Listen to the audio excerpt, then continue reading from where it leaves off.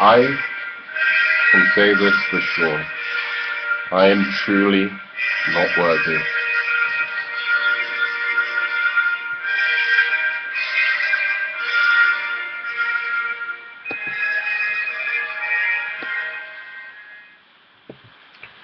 Yes, coming in at number 35 is Jerry the King. And I mean that, the King Lawler. Much is said of good old JR, and man, I'm not taking away anything from that guy. Greatest commentator of all time. However, um, there was a guy who made that, Jerry the King, sorry, good old JR, that much better, and that was Jerry the King Lawler. What a commentator! How could we have survived or lived through the Attitude Era without one of the best heel commentators of all time? Let's just go to some of his quotes first of all. Um, One of Jerry Lawler's quotes. He tried to enter an ugly contest, and the judge said, "Sorry, no professionals."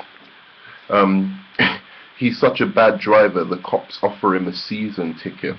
One of my favorites, of course, was he was talking about a or he was commentating on a midget wrestling match, and he said about one of the midget wrestlers yesterday. The cops had to try and stop him committing suicide after he tried to jump off a curb, a pavement curb.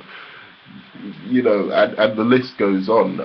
Of course, he's got one of the quotes that I, in fact, live my life by.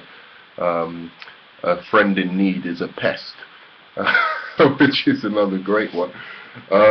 Yeah, I mean, he's one of the guys, in college when it was totally uncool to be a wrestling fan, who I showed, say, hey, listen to this guy, listen to how funny he is. And there was, he was one of the guys I'd show. Actually, wrestling can be quite funny, can be quite entertaining, and he was one of the guys I'd get them to listen to his little quotes. And of course, he just got you into the match. And what I loved is he really, really had a way of putting the heel over. And also, I love and I respect this so much about him. He knew talent when he saw it, and he would put over the guy who deserved to be put over. When, like for instance, The Rock, as he was coming up, no matter what side he was on, heel or face, if you notice, Jerry Lawler couldn't help but like The Rock. He simply would always be on The Rock's side. The same with Kurt Angle. Again, like majorly put him over as a heel. Really, really helped his career. He saw talent. He knew talent when he saw it, and he would put them over. And he knew the great talkers. He respected the great talkers. So he did a good job of really putting the heels over, especially the talented ones. Another guy is D'Lo Brown, who is one of the most underrated superstars of all time. And didn't Jerry Lawler let you know it when he was wrestling? That he was in fact very, very underrated and deserved to be in a better position than he was. He was the one who started off the whole D'Lo Brown, probably the most underrated wrestler, in the WWE at the moment.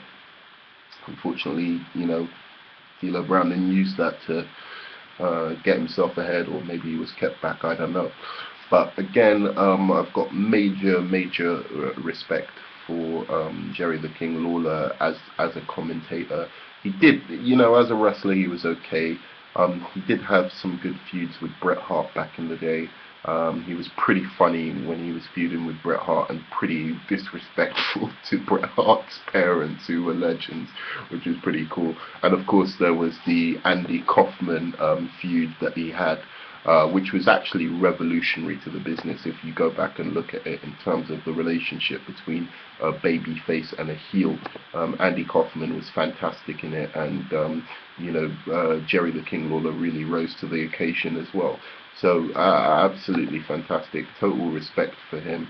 And all I have to say is, for all the entertainment you've given me, I hope, Jerry Lawler, that when the gates of heaven open to you and you see the angels greet you, there will be as many puppies as you can handle, waiting for you inside. Thanks a lot. I'm not worthy, as I said.